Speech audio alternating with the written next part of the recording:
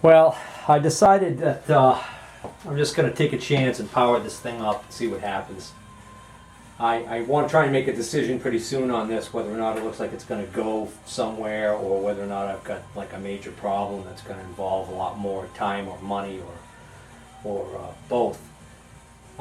Reason being is that I've been watching online and tracking some MIG gun opportunities.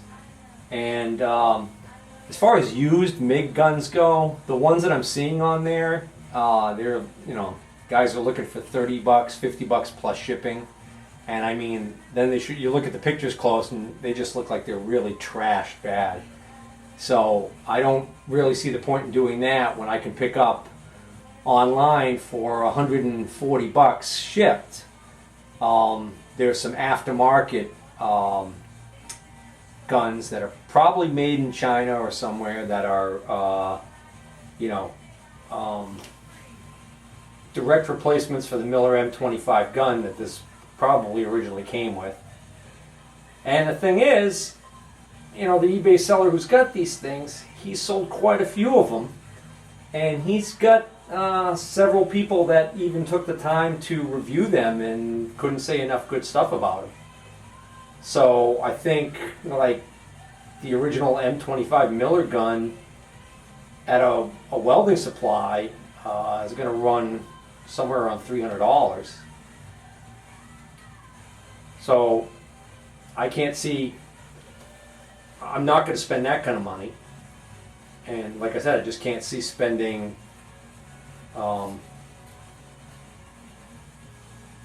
too much money on this thing without knowing whether or not it's any good at all.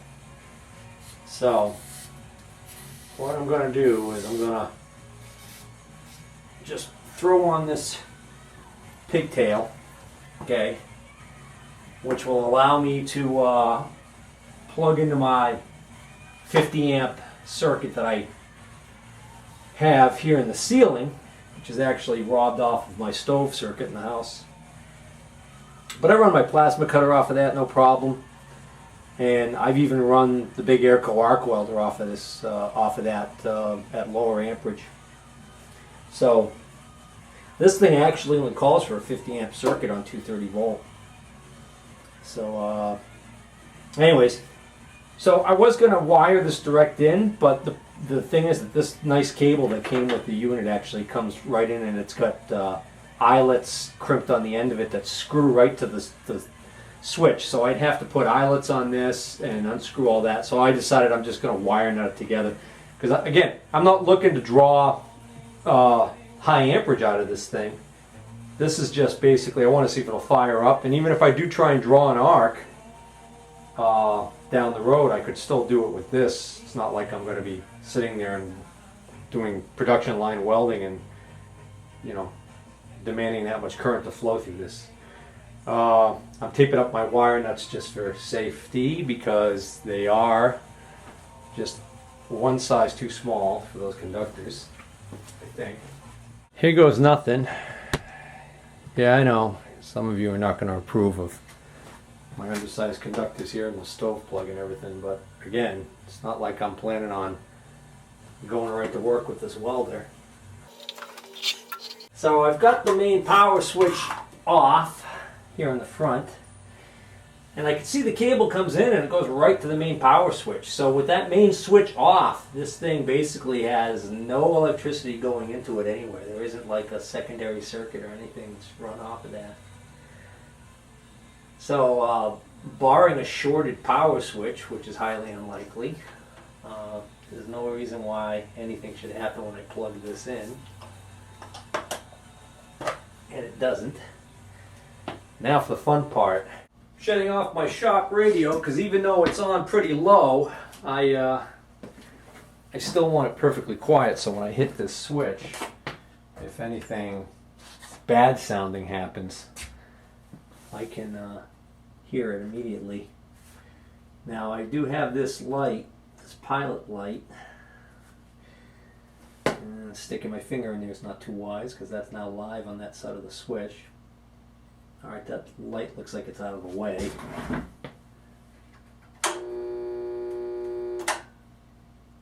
that, I don't know, that didn't sound too good. It's a loud hum. No fan. Now, does the fan not start running until the rectifier pack down there reaches a certain temperature?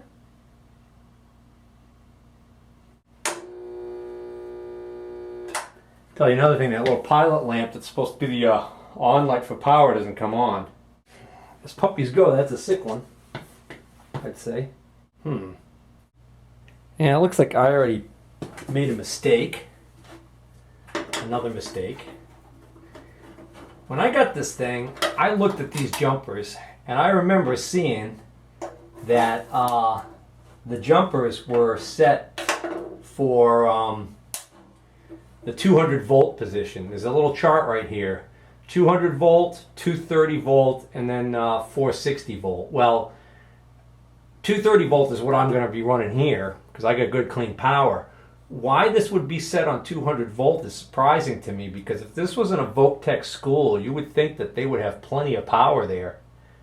So I don't know why it was set for 200.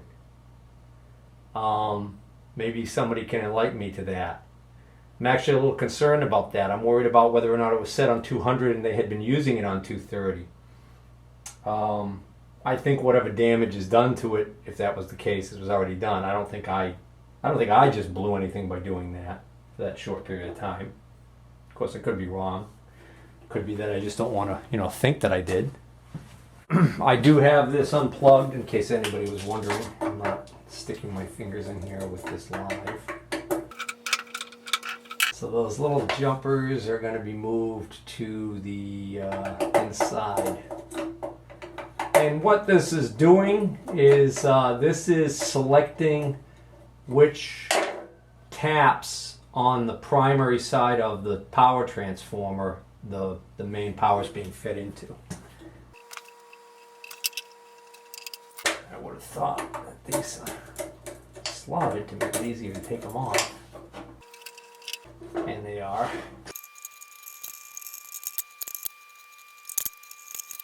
Okay, so now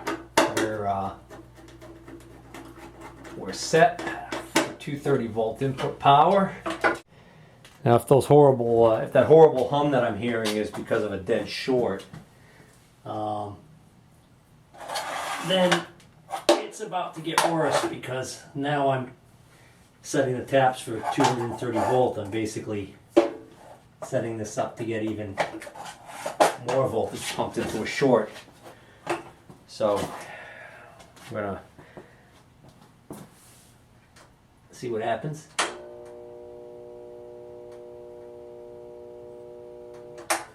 That doesn't sound as horrible as I initially thought. I mean, this power on lamp not lighting, that could be something as simple as the lamp itself is burnt out. I mean, it's broken off. The newer version of this welder has a digital readout and stuff in the front, so you can actually, you would know right away when you put it on. A low-high range switch. That doesn't do anything. There are two wires that come off the jack that the trigger plugs into on the gun. I might be able to figure out which two pins those are and actually simulate pulling the trigger on the gun. I still don't like that I don't have any fan output though. I mean, no, the fan isn't running. You know what? I gotta look at the schematic and see how this puppy is wired. That big transformer, I looked at the schematic already once, quickly, and was able to determine that this big power transformer here, this big huge one, actually, sorry, that's the choke. What was I talking about? Right there, that big power transformer under here, right there. That actually not only supplies the main welding power, but also through a series of taps that actually also provides the voltage for running all of the other circuits. So there should be some place on here where I can actually measure some test voltages to see whether or not it's developing what it needs to develop. For instance, I could see on this PC board, turn this thing around. For example, right here on the PC board, I see this big filter capacitor, and I see this device right here, which I know is a bridge rectifier. So I know that AC comes onto this board and gets turned into DC and filtered by this capacitor, by this bridge and this cap, and then it's regulated probably by some of these transistors or regulators, whatever they are. Got another heatsink over here with some devices on it. Got one way up here. But the general point I'm trying to make is that we got to have DC onto this control board or nothing's going to happen. If this is dead, then even if we shorted out that trigger switch, it's not going to run the feed motor. It's not going to close this relay, which I believe is the relay responsible for powering up the main welding power, which in itself is kind of interesting to me how that works, because these wires on here are so small. But I'm guessing what they're doing here is, in other words, what's baffling to me is I don't see a contactor in here, a high current contactor in here. All I see is this relay, which I actually thought at one point that this relay might have been changed out and that there was a contactor in here and they just put this relay in its place. But I now know from looking online that this actually is the relay that belongs in here, or at least one that looks like that. It's not the big honking contactor I expected to see in this thing. So it's interesting. If I look at the schematic, I could probably get a much better idea of how this thing operates. It's later in the evening the same day, and I'm back down here now, and this time I'm armed with the owner's manual. Went on the Miller website, printed it off online. I had to get the serial number off because the Miller 250 was made, I guess, over so many years. There were slight variations, and by narrowing it down to the serial number range, I think I've got the exact correct manual. Bad news is there's only the only thing that's going to help me with at all with any repair on this is there's one page. It's a wiring. They're calling it a electrical diagram because it's not a schematic. It's more of a kind of a wiring diagram, really basic. There is a technical manual. Well, first let me back up and say I want to welcome anybody who came over from weldingweb.com from the forum there, because I posted in the forum and I posted a link to the first video in this series, and hopefully I'll be able to continue to upload videos as we go through this. And I've already gotten a couple of responses I haven't been able to reply to yet. One person gave me the link to the manual. I actually already had it, but I appreciate them giving me the link. And then someone followed it up. They actually want to try and get me a copy of the technical manual, which would be a real big help, I think. But I figured there are a few checks I can make here now that I looked at this wiring diagram. I've got a better feeling for how the circuit works. I was kind of wondering what the heck, how this worked as far as having the transformer basically on the line all the time as soon as the main power switch is on. And it turns out on the secondary they're using what look like, judging from the symbol, a couple of triacs that are controlled by the PC board to control turning the current on and off to the output. So that's interesting. They've got to be, well, I stand corrected. Those must not be triacs. Those must be silicon-controlled rectifiers. The reason why I say that is because if they were triacs, they would be sending the AC from the transformer over to blow up those capacitors. So, okay. Yeah, I'm thinking those are silicon-controlled rectifiers. Interesting. Somebody else mentioned, somebody on the forum mentioned that the circuit looks very basic and similar to what the synchro waves use, similar design. And they said, well, if it's anything like the synchro waves, your problem's going to probably most likely be in the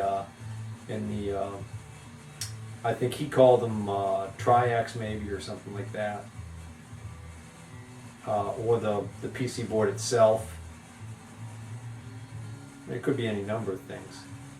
The other interesting thing is there appears to be a thermistor maybe in series with, they're running the cooling fan off of a couple of taps off of the primary winding of the transformer. So basically the full voltage, as soon as you turn that switch on, full voltage is going to the fan cooling circuit. But there is a device that looks like, they're calling it VR1, which would be varistor, but I'm thinking it might actually be a thermistor, and they might be doing a little trick there where the fan doesn't come on until it heats up to a certain point. Just a theory. Either that or I've got a bad fan, because I know I've got the voltage coming in on the mains because I can hear the transformer humming. And the fan is not seized. I tried, rotating the blade with my finger, it's not stuck. So the humming is not the fan.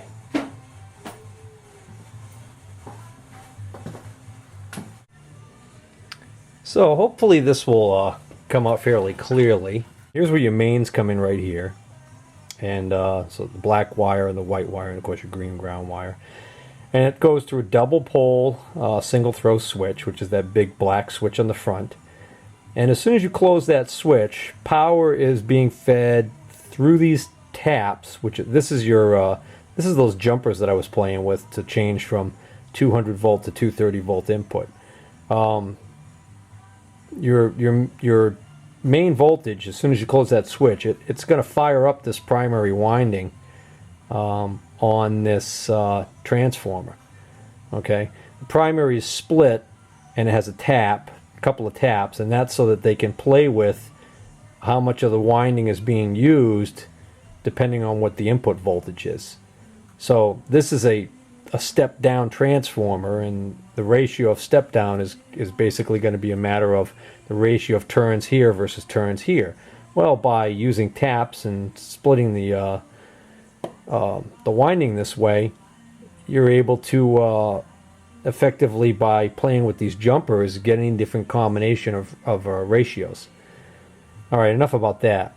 So what we want to know is, first off, we can see there is one of the connections to the fan motor, but you'll notice the other end of the fan motor comes out. It goes to something called CR1 in series with another CR1, which these look like those might just be capacitors, and those might be there strictly for noise suppression.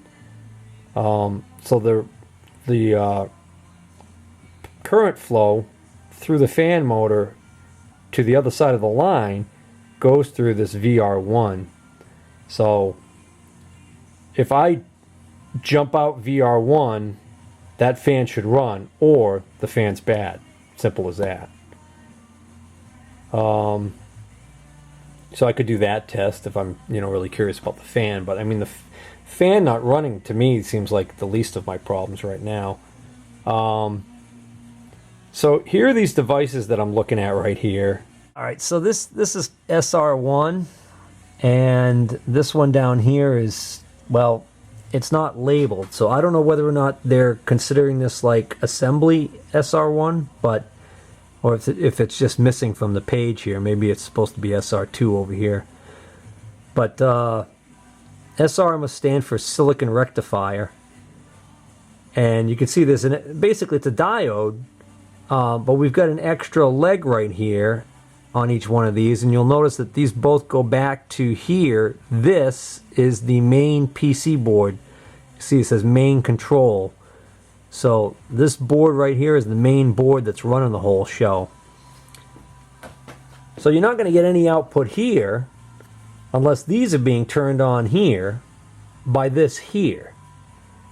Now the thing is, because I don't understand how this circuit works completely, I don't know whether or not this does not start sending out any request to turn these on until there's actually a short circuit, and the short circuit would be the welding wire hitting the grounded item it's going to weld to. I'm not sure how that would actually work. But there's a few things we can look at. Like here's a nice little thing right here. These are your the big controls in the front here. Okay, right here, volts. And this is going to be this is probably the inches per minute, IPM maybe. I'm not sure. But one of these is going to be, this is probably the feed. Okay, so I don't know why that says volts. Oh well, Steve, you moron. I'm thinking of an arc welder, thinking of amperage. The reason why it says volts is because it controls the voltage. Alright, so the way this is controlling the voltage, there is a reference voltage, okay, that they're sending out right here. Okay, and you can see the little plus mark, and it looks like that's plus 10 volts. So there's 10 volts coming out, going into one end of this control. Okay, the other end of the control is tied to command common, which is kind of like a ground for that circuit. But then the wiper is volt command in. So this pin right here, okay, this pin right here, varying the voltage on this pin is what varies the output voltage. Alright? Well, so we could look for this 10 volt reference. If the 10 volt reference isn't there, then that's real bad. That would indicate a problem on the board, or it would indicate that the board's not getting any voltage, which according to this circuit, it looks like they're using a couple of secondary windings down here to do that job. We've got two 24 volt secondaries, and then I'm kind of screwed up here with what's going on here, because for some reason we've got 7 and 8. This looks like a jumper. And it looks like, well, wait a minute now. These little dots right here, like here and here, they appear to be circuit grounds maybe or something. It's weird because we have earth grounds here indicated, but like, I'll give you an example. Here's that pilot light right here that's on the front panel. It's supposed to tell me that I've got power coming out of this thing, and can't help but notice that one end of it's tied to this line, which is one of these 24 volt ACs, and the other end of it is just going nowhere, and it's just a dot. Which again, so that's why I think that that's like a, I think that's like a common return to somewhere. Maybe here, I don't know. But I figure it wouldn't hurt to poke around in there with the voltmeter and just see whether or not we've got anything coming out, you know, of anywhere. Coming out of anywhere. Yeah, correct. Aha! Aha! So, going back to my schematic here, tried following the wires for the fan. And the wires for the fan, actually, one wire comes from one of the mains. It goes right over to the fan. The two fan leads are really clear and they're disconnectable right here. So that's nice. You could actually just disconnect that and do a resistance check of the fan to see if that's open. But that all comes from this relay. So this is the relay that the other day I was thinking had something to do with turning on the current or something, and boy, I couldn't have been more wrong. They're using the relay, and what I thought were a couple of capacitors and couldn't figure out why they were labeled CR1, that's for contact relay 1. And you'll notice that there's two of them, and what they're doing is they're using both contacts in this relay in series for some reason. So what happens is, to complete the circuit to go back to the mains, you've got the power coming in here, goes through this, when this relay closes, comes out here, this jumper brings it over to this side to make use of this contact, and then comes out here through this wire and goes back to the mains. So this relay has to close to turn the fan on. What, pray tell, closes the relay? Well, this is a 24 volt AC relay, And these two wires right here are the coil wires. So when 24 volts AC is on this relay, it'll close and that fan should run. What controls that 24 volt? The 24 volts, by the way, is right off of one of these secondaries over here. But they're showing the relay contacts over here, but then you got to kind of play around and hunt to figure out where the heck that coil is, and I think it's this right here, because this circle is labeled CR1, but instead of showing it as a coil inductor like on a regular schematic, it's just a circle and it says CR1, and one side of it appears to go to that circuit ground I was talking about, which I think is just it's not chassis ground. I think it's back to here, I think. But anyways, what we got there is the other end of that coil appears to be fed by this mess over here, which I really don't understand. I'm beginning to think this is some sort of a thermal sensor or thermal cutout or something along that lines. I think what ends up happening is, I think that because this one's labeled transformer and this one's labeled rectifier, so I think there's a sensor on the rectifier, and I think there's a sensor on the transformer. And I think that you've got the 24 volt coming in right here, and the idea being that if the transformer gets too hot, it can close the circuit and start running the fan, or if the rectifier starts getting too hot, it can also close the circuit and start running the fan. And that is a complete guess, because again, at this point I still don't have a technical manual. I'm flying blind here. Well, not completely blind. I follow these wires off from the coil here. They come down here to these two yellow things here. If I pull back the sleeves, I can see that these are just junctions, and what they're joining together is they're taking these two wires right here, these very small wires which have a label on it that say normally open, that are coming off of the rectifiers,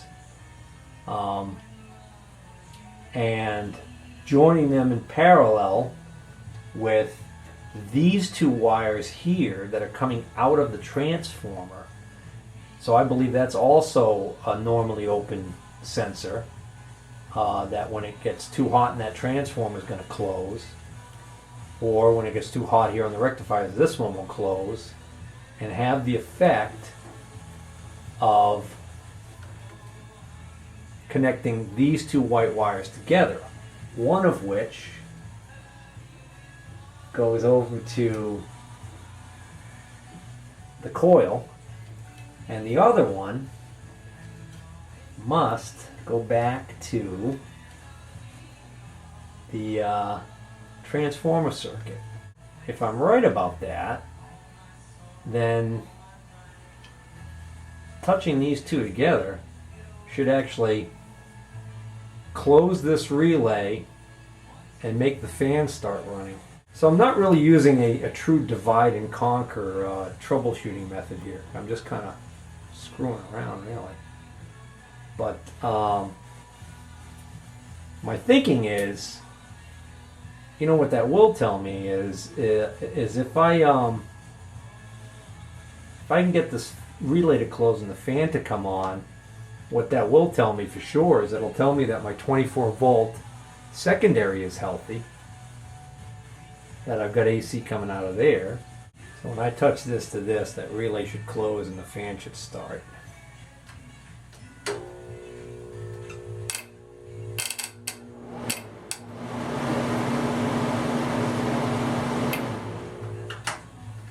Alright, so that 24 volt secondary is working, and I know the fan relay's good. I also know the fan's not supposed to come on until it gets too hot in either the transformer or the rectifiers. So I learned a little bit, very little. Alright, so the next thing I want to do is, since I don't have a gun to hook up to this, I want to simulate pressing the trigger on the gun. So what I want to do is I want to jumper out the correct pins. There's a plug on the front here that actually the trigger would hook up to, and it has 4 holes. only 2 of the connections are actually used for the trigger circuit.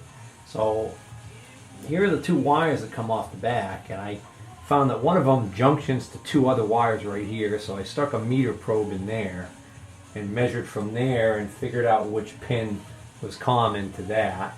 And then the other wire runs right up to the circuit board here. It runs up to the pin 9 on this big plug right here. So I was able to put the meter probe there and again find out which one of these. And it turns out if you're looking at the front of the machine, it's 4 pins in a diamond pattern, and it ends up being the very topmost pin and the very rightmost pin, which, because of the way that they're oriented, I actually, just to make it easier to remember in my mind, I looked at it as north, south, east, and west points of a compass. And what I want north and east. And then when I put that in my head, I think of a nor'easter, because we get those up here in New England in the wintertime. So I got a little jumper right here, and if I stick this in north, and then when I touch this to east, that should simulate me pulling the trigger on the gun. Now, I have no idea what's going to happen when I do that.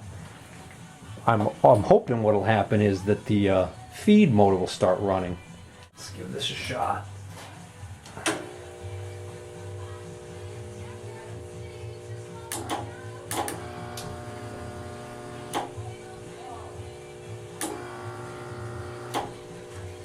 Alright, what's definitely happening is the gas solenoid is opening.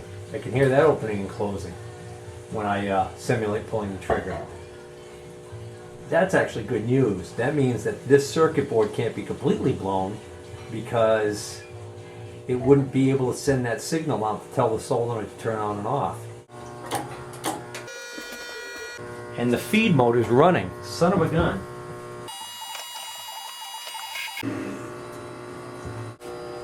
I turn the feed switch, the knob, that's max, and then I can slow it down real slow, and then there's a range switch. If I put it to low range, that's max on low range. Okay, alright, so right now this thing is acting like it's ready to arc weld.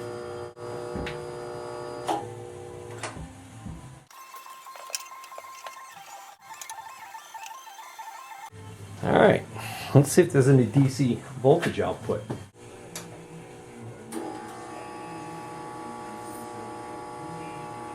Huh, there's 20 volts coming out of there. 20.5 volts. I've got this knob on the front set to the 21 setting. Oh, look at that. When I turn the knob up to the max of 32, I get 32.6 volts DC. Turn it down to the minimum, I get 10.2 volts. Boy, I'll tell you, I'm beginning to wonder why the heck this thing is supposedly broken and out of service. But I definitely saw enough things with my tests tonight to tell me that I think I definitely want to invest in a MIG gun and see if we can actually weld with this sucker.